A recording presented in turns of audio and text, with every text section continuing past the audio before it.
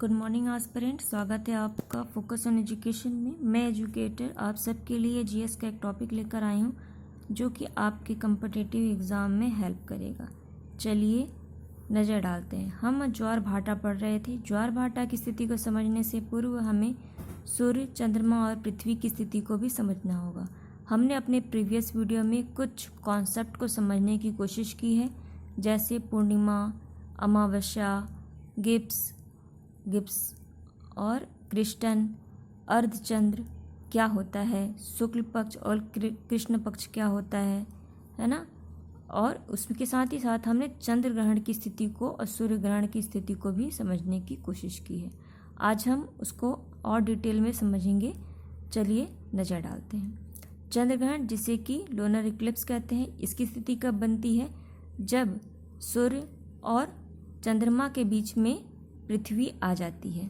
जब ये स्थिति होती है, क्या जरूरी है कि हर पूर्णिमा को चंद्र ग्रहण हो? नहीं। क्यों? क्योंकि चंद्रमा 5 डिग्री और पृथ्वी 23 डिग्री यानी 23 डिग्री अक्ष पर झुकी हुई है। ये एक सीधी में तो हो सकती है, परंतु एक तल में नहीं।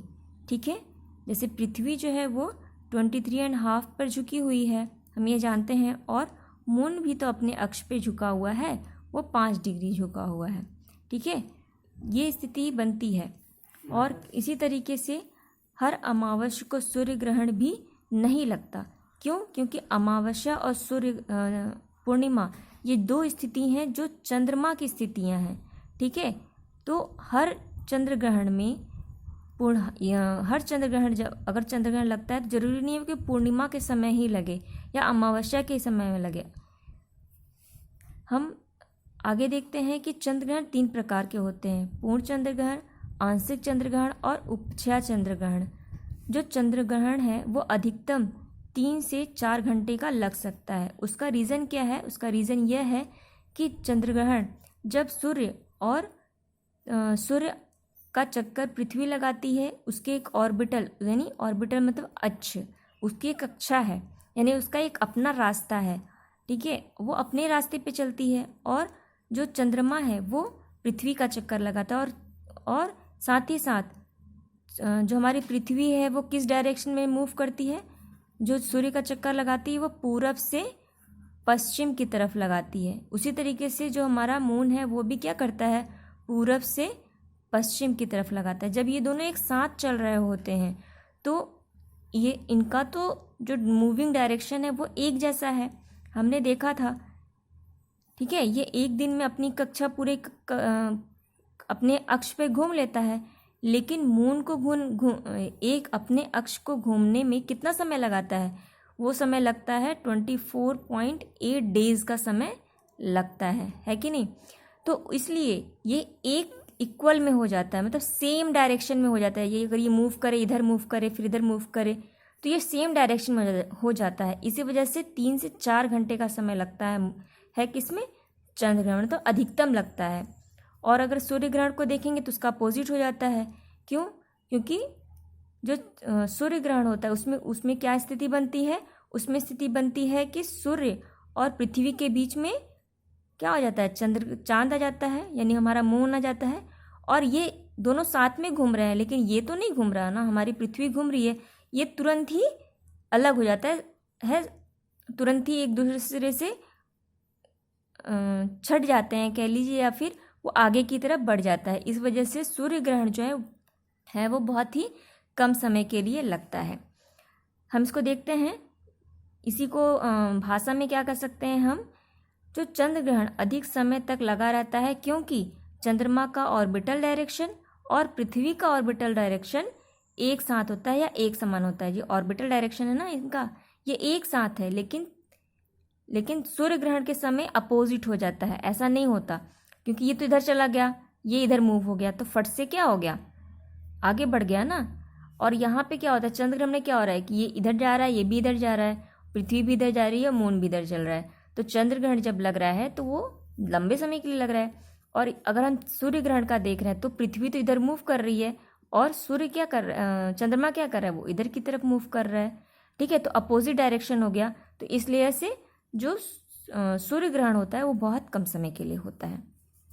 नेक्स्ट देखते हैं, एक कॉन्सेप्ट और है, आता है आपके एग्ज़ाम में, उबरा। ठीक है, ये क्या होता है? ये डार्केस्ट पॉइंट होता है जब हमारा चंद्र ग्रहण लगा होता है। ठीक है, यानी जो पृथ्वी की छाया है एक पॉइंट पर आके बहुत ज़्यादा डार्क होती है।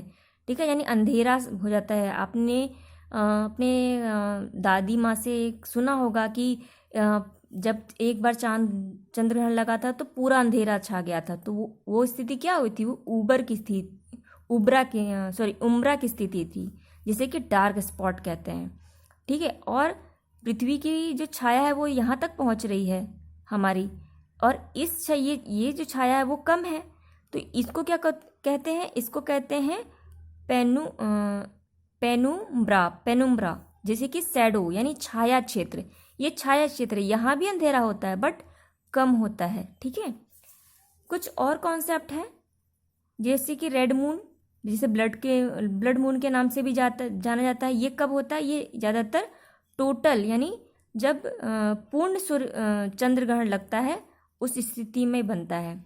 ब्लू मून क्या होता है? ये कॉपरिस रेडिस का नज़र आता है, और ये 150 साल में सिर्फ एक बार होता है। एक बार जब इसको नोटिस किया जा रहा था, तब से कब से नोटिस किया जा रहा है?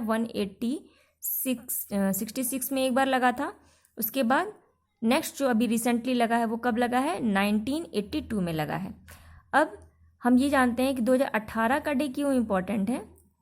जो साल है वो 31 जनवरी 2018 में रेड मून, ब्लू मून और सुपर मून ये तीनों लगे थे, इसलिए ये इम्पोर्टेंट है। अब हम सूर्य ग्रहण को देखेंगे, जिसे कि सोलर इक्लिप्स कहते हैं। सोलर इक्लिप्स कब लगता है? ये लगता है जब सूरज और हमारा जो मून है ना, और हमारी जो पृथ्वी है, तो चांद जब बीच में आ जाता है, तो उस समय क्या लगता है? उस समय सूर्य ग्रहण लगता है। सूर्य की रोशनी क्या होती है? धरती तक पहुंच ही नहीं पाती है, और ये कम समय के लिए लगता है। ये कितने समय के लिए लगता है? ये 3 से 4 मिनट के लिए लगता है। चंद्र ग्रहण कितने मिनट के लिए लगता है? वो मिनट में नहीं, वो घंटे में लगता है। 3 से 4 मिनट के लिए, ये 3 से 4 मिनट के लिए लगता है, या फिर 8 मिनट मैक्सिमम जा सकता है। ठीक है, क्यों? क्योंकि चंद्रमा की ऑर्बिटल डायरेक्शन और पृथ्वी की ऑर्बिटल डायरेक्शन अपोजिट हो जाती है। हमने समझ लिया ना क्या कंडीशन बनी थी। ये हमारा सूर्य हुआ, ये हुआ हमारा मून, और ये हुआ हमारी पृथ्वी। पृथ्वी भी जो पूरब से पश्चिम की तरफ घूम रही है, यानी इस डायरेक्शन में घूम रही है, और मून भी क्या करता है? ये भी तो पूरब से पश्चिम की डायरेक्शन में घूम रहा है। जब ये घूमते हैं तो सूर्य ग्रहण के समय, इससे ये कंडीशन जब होगी तभी तो सूर्य ग्रहण लगेगा ना, और ये अपोजिट हो जाता है। ठीक है, अपोजिट देखिए, यहाँ पे जब रहता है मून तब तो चंद्र ग्रहण लगता है कि नहीं, और ये साथ में लग रहा है इसलिए लंबे समय तक है। यहाँ पे जब मून आ रहा है तब तो मून इधर की तरफ चल रहा है ना, और पृथ्वी तो इधर घूम जाएगी, है कि नहीं। वो हर कंडीशन, यहाँ भी देखिएगा, इधर भी देखिएगा, चाहे इधर भी देखिएगा, तो हर कंडीशन में यही कंडीशन अप्लाई होती है। अपोजिट हो जाता है इनका क्या? पाथ, ऑर्बिटल पाथ, यानी ऑर्बिटल मतलब कक्षा। इनकी जो एक पाथ है, इनका जो डायरेक्शन है चलने का, एक कक्षा है, वो अपोजिट हो जाता है। इस वजह से ये कितने प्रकार के? ये 4 प्रकार के होते हैं, जिसमें कि partial solar eclipse, annular solar eclipse, total solar eclipse और hybrid solar eclipse. Hybrid solar eclipse जो है वो बहुत रेयर लगता है, यानी कभी कभी ये जो है वो एनुलर सोलर इक्लिप्स और टोटल सोलर इक्लिप्स का मिला हुआ रूप है, मतलब दोनों एक साथ लग जाते हैं। वो कभी बहुत ही रेयर होता है, इसलिए ज़्यादातर आपके बुक्स में ये 3 ही दिए रहते हैं, ये नहीं मिलता चौथा। ठीक है, अब इसे और देखते हैं। इनको यानी किसको? सूर्य ग्रहण को खुली आंखों से नहीं देखा जा सकता। क्यों नहीं देख सकते? क्योंकि इनसे हानिकारक किरणें निकलती हैं। अगर आप इसे खुली आंखों से देख लोगे तो क्या क्या हो सकता है? फोटोफोबिया, ये एक बीमारी है, डिजीज़ है आँखों की। ठीक है, फिर क्रेस्टोपेबिया एंड एक्टोमा। एक्टोमा एग्जाम में पूछा गया है, एक्टोमा क्या है और किसकी वजह से होता है। तो सूर्य ग्रहण को जब खुली आंखों से देख लेते हैं तो ये होता है और ये आँखों की बीमारी है, तो आप इसे याद करिएगा। फिर हम देखते हैं कि पार्टली सोलर इक्लिप्स क्या होता है।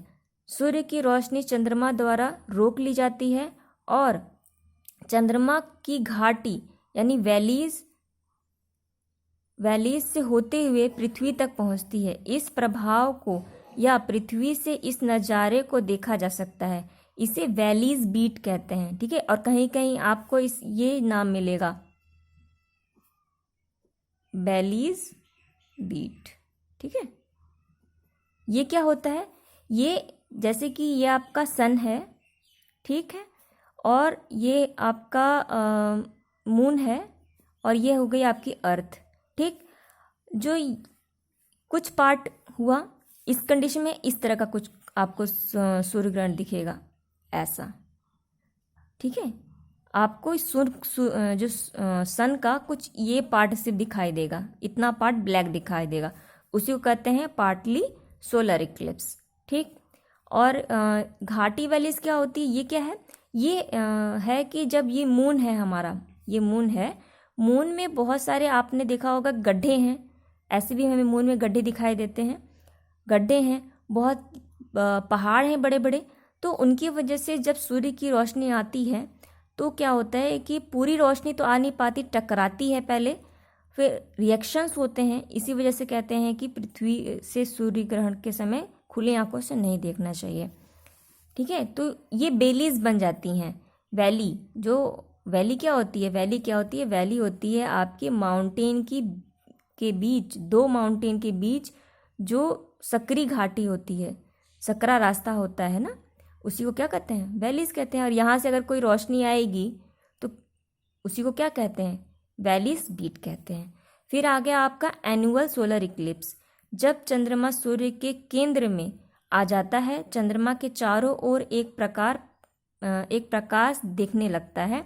इसे डायमंड रिंग इफेक्ट कहते हैं। आपसे क्वेश्चन में पूछा जा सकता है कि बेली इफेक्ट कब होता है, तो आपको ध्यान रखना होगा पार्टली सोलर इक्लिप्स में। फिर एक क्वेश्चन बन सकता है कि डायमंड रिंग्स कब होगा, तो एनुअल सोलर इक्लिप्स में, ठीक है। ये क्या है, ये जब जो हमारा सन है और ये मून है, ठीक है, तो कुछ ऐसा हो जाता है, तब बीच में पूरी तरीके से अभी भी नहीं ढका है ये, ठीक है।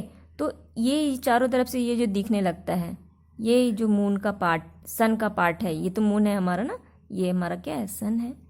तो ये जो सन का पार्ट है चारों तरफ से एक रिंग बन गया ना पूरा, और ये एक डायमंड की तरह दिखने लगता है। क्यों, क्योंकि यहाँ पे वैलीज हैं, चारों तरफ घाटियाँ हैं, पहाड़े हैं, गड्ढे हैं, किसमें, मून में। तो चारों तरफ से जब दिखेगा तो क्या होगा, ये हमें एक डायमंड की तरह दिखेगा, लगेगा कि बहुत तगड़ी रोशनी आ रही है चारों तरफ से। तो ये जो कंडीशन है वो एनुअल सोलर इक्लिप्स में बनती है। उसके बाद है टोटल सोलर इक्लिप्स। ये क्या है, जब चंद्रमा सूर्य को पूरी तरीके से ढक लेता है तब होता है। और इसमें क्या होता है कि मान के चलिए ये आपका सन है और आपका मून भी यही है, ठीक है, टोटल बिल्कुल नहीं दिखता, तो इसी को क्या कहते हैं, टोटल सोलर इक्लिप्स। ये बहुत ही रेयर होता है। कब होता है, इसको 360 साल में एक बार ऐसा कंडीशन आती है कि पूर्ण सूर्य ग्रहण लगा हो, ठीक है स्टूडेंट। आई होप आपको सोलर इक्लिप्स के बारे में और लूनर इक्लिप्स के बारे में समझ में आ गया होगा। अगर कोई कॉन्सेप्ट आपको नहीं समझ में आए तो प्लीज़ कमेंट सेक्शन में उसे लिखिए, जैसे कि मैं आपको अगले वीडियो में उसे डिटेल में समझा सकूँ। Thank you aspirant. I hope आपको ये वीडियो समझ में आएगा। आप इसे शेयर कीजिए और हमारी फैमिली को बढ़ाइए। Thank you.